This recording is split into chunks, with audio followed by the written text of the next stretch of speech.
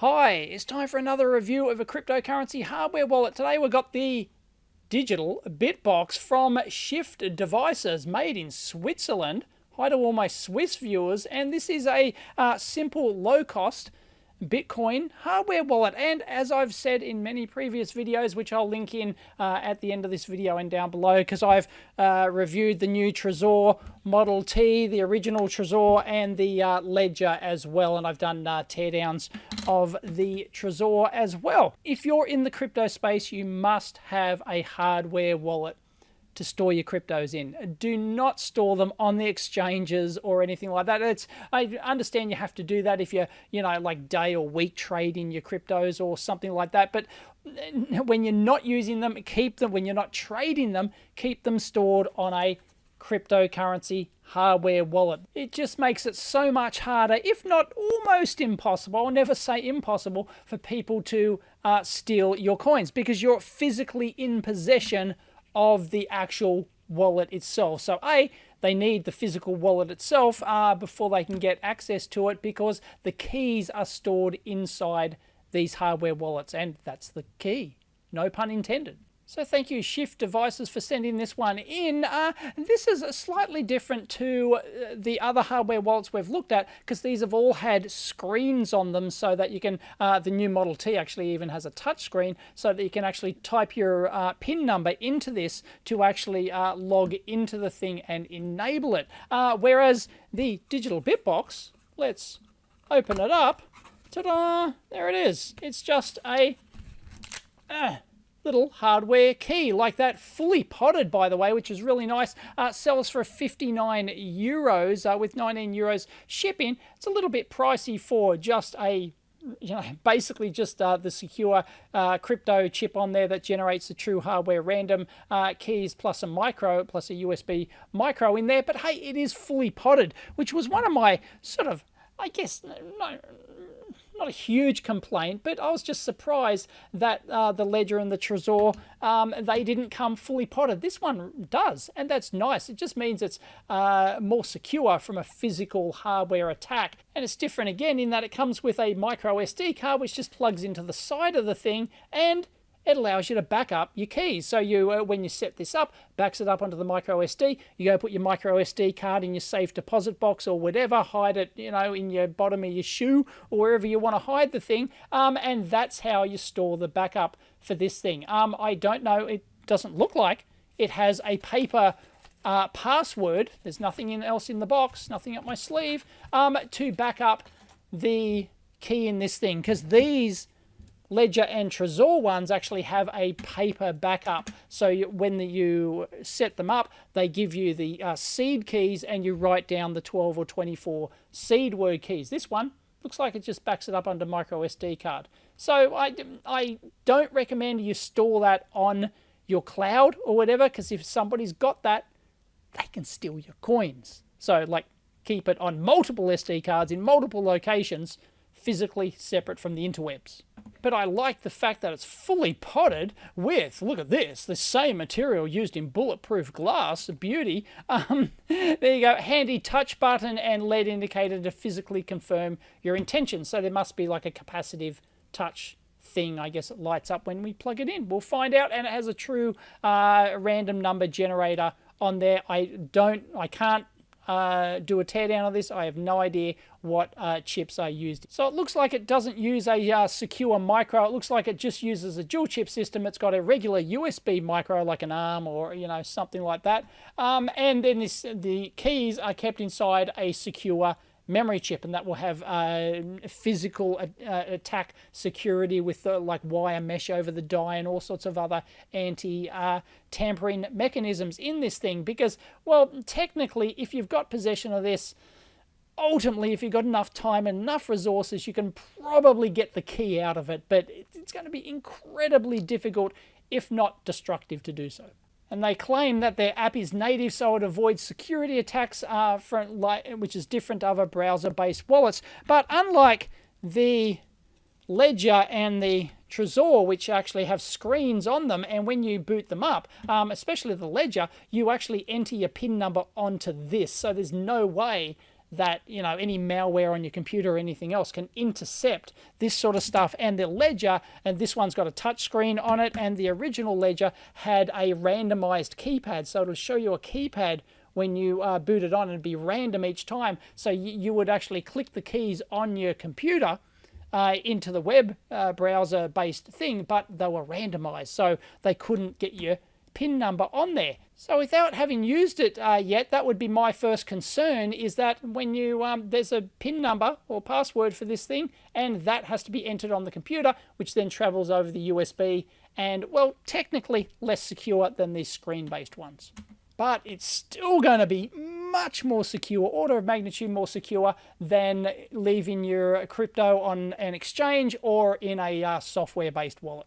Unless you set the software-based wallet up on a completely clean machine. And most people have really no idea how to do that.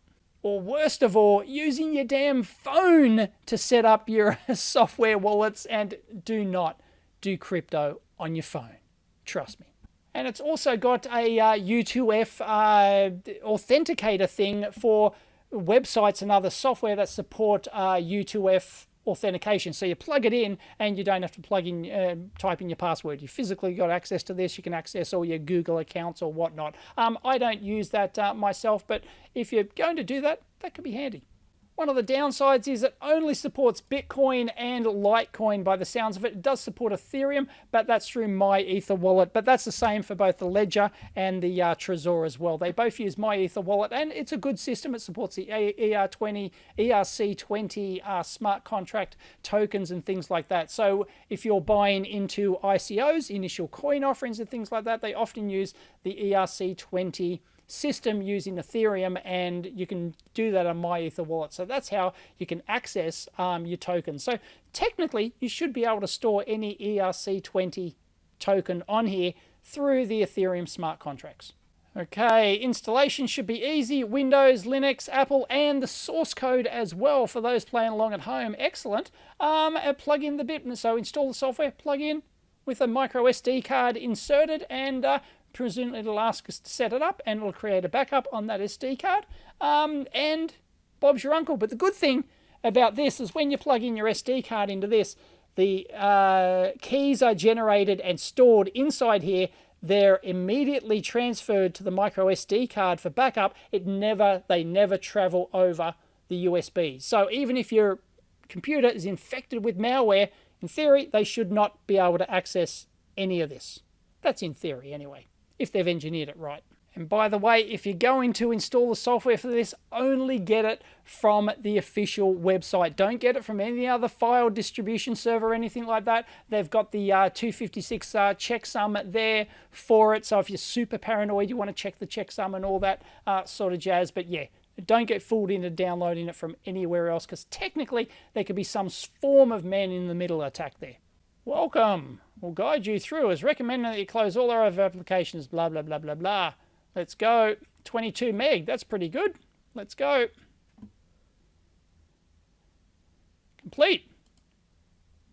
Easy peasy lemon squeezy. Run. Ta-da. No device connected. I'll have to connect it. There it is up close for those who want to see it. I like that it has a little lanyard keyring attachment on it. Looks and feels, I was going to say looks and feels really robust, but I just put pressure on that and I just felt a crack. I just heard a crack.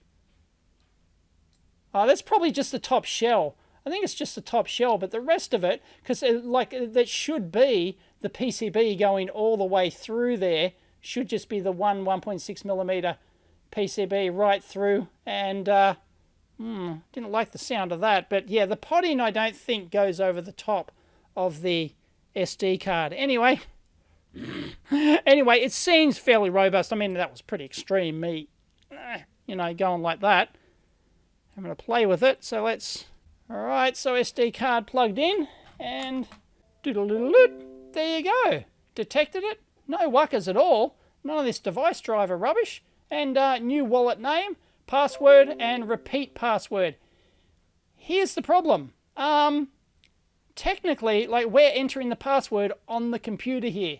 If your computer is infected with malware that is looking for this particular stuff, or it has a keylogger, screen capture, whatever it is, they're going to get your password, which is not good, but they still won't have physical access to your BitBox. So they still will need that to actually create another one and create a restore from a backup or whatever. So they won't have that, but they could actually get your password.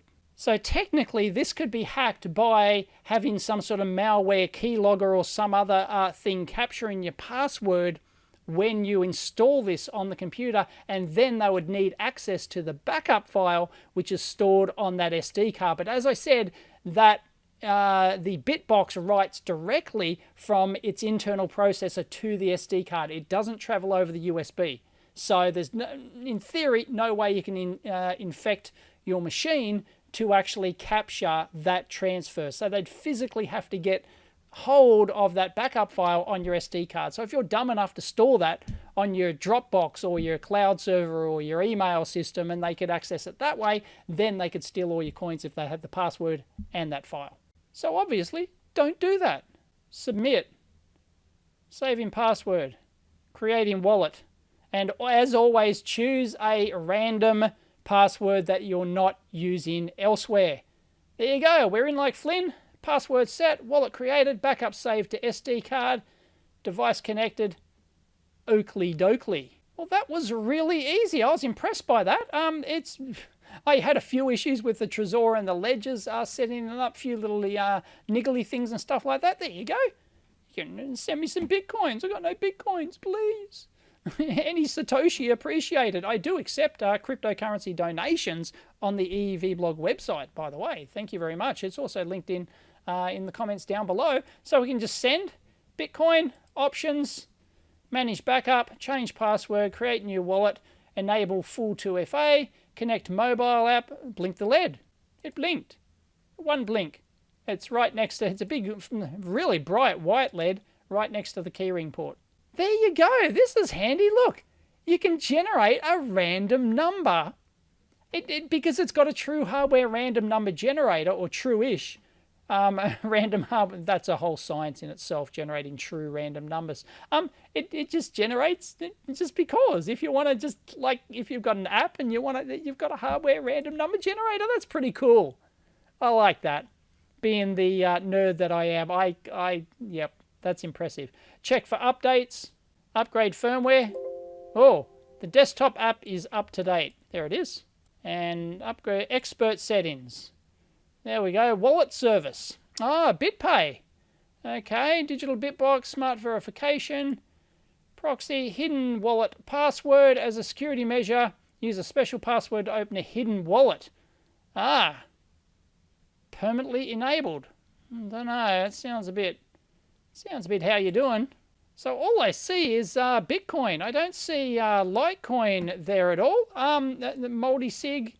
Join Copay wallet. What's Copay wallet? Wallet invitation code. Copay, secure shared Bitcoin wallet. There you go. It's open source, is it? Get Copay, shared wallets, true Bitcoin wallet, not an account service, manage your personal funds, multiple signatures, or just one. Is this a hardware authenticated access to that, I guess? Anyway, I'm not going to muck around with that. I just want to use it as a wallet itself. So there you go. I'm going to send myself some coins. And there's actually an option here, verify address securely, and there it is. But it needs a mobile app, so to verify the QR code on there and things like that. So I'm not going to bother trying that. But I guess it's for those, because it doesn't have a screen like the Trezors and the Ledgers do. That's just a way to verify it using a phone app. So probably you should use that if you're going to do this sort of stuff. But I don't know. I'm pretty confident. I'm going for broke. Okay, I'm going to send myself some coins. Let's have a look. I'm just putting in my 2FA code and send. Hopefully. Oh, bloody email verification. Yeah, of course. Sorry, this will take a bit. Okay, I have sent my coins. They're just gone. So, 0.004. I think I sent. So, history. Come on. You can do it. Does it just refresh if it automatically... Oh, there we go. There's the refresh. Come on. Come on. It'll, of course, take some time to authorize, but it should come through reasonably quickly. I transferred some Bitcoin the other night, and it just took seconds to come through, but it took, of course, much longer to authorize based on the network and all that sort of stuff. And I was just about to ask, does it support two-factor authentication, which is like a phone-based, like you have an app on your phone, which has, and I highly recommend you do it for all your hardware wallets and also your, well, if they support it, and your exchange wallets and software wallets and things like that. So yes, you can enable full 2FA here. There we go. Enable afterwards, a device running the Digital BitBox mobile app is required to send the coins. So it says you have to be running the Digital BitBox mobile app. Why can't I run like Google Authenticator? I don't like that. I don't want to, because I use Google Authenticator for my 2FAs. So I don't necessarily like that. Anyway, you can, the desktop app to the Digital BitBox mobile app, it creates an encrypted communications channel. That's good. So they've thought of that. Well done. Still waiting. It just occurred to me that, look, it may not show up on your available balance until it's fully authorized, and that could take many hours on the Bitcoin network. So, but yeah, I don't like that. The others, you know, the Trezors and the ledgers and whatnot will show up like very quickly, like within seconds, a minute or two, will show up the unconfirmed transaction. So at least you know, it's just my phone, at least you know that it's gone through. It's gone through on the network. It just needs to be authorized. It gives you that confidence that you haven't sent it to the wrong address. At the moment, I've got no visibility at all that anything's come through. I don't like that. You don't want to go disabling 2FA once you've enabled it, because the device must be erased to exit the 2FA mode. So you better have that backup and multiple copies and make sure it's damn working. So really, it's up to you whether or not you want the hassle of the two-factor authentication there, especially if you have to run a separate app and you've got two-factor authentication, Google Authenticator for other things. You don't want to have to run the app and do that sort of jazz. I mean, you're already reasonably secure by using the hardware wallet anyway. So you could argue 2FA is not hugely valuable here, but hey, for those who want to be, you know, the best security possible, then you'd be using the 2FA. We got one! There it is. So, I sent 0.0035 Bitcoins. I don't like that it doesn't pull the value from like a Bitcoin, like a price server, coin market cap or whatever it is, and it just give you an equivalent, Yankee bucks value or something like that. It's just nice to see that sort of thing on hardware wallet and other crypto wallet apps. This one doesn't have it. That would have been a nice addition.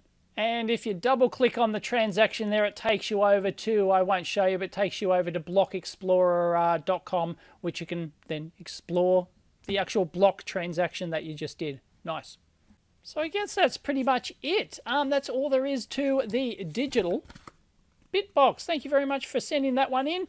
It's an interesting alternative to your screen-based hardware wallets like this. It's not hugely cheaper. I think it might even be very similar price to the Ledger Nano S here, and that's a screen-based one that supports more coins than, of course, this one. So it says it supports Litecoin, but I don't see the option to support Litecoin.